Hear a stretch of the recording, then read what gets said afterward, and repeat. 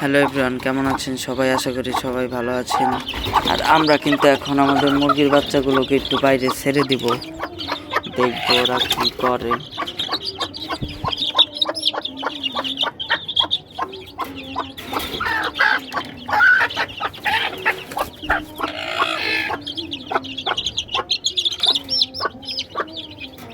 সবগুলোকে একটা একটা করে ছেড়ে দিতেছি।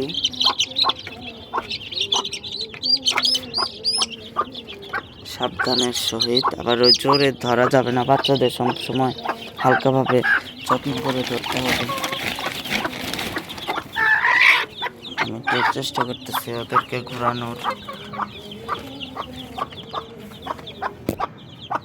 ওরা কিন্তু খাঁচার এইটুকের বাইরে যাইতে চায় না কোনো রকম ভাবেই। চেষ্টা করতেছি একটু ওদেরকে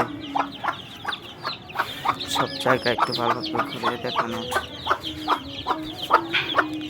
ওদের মায় কিন্তু একটু বাজে হয়ে গেছে এখন। এই যে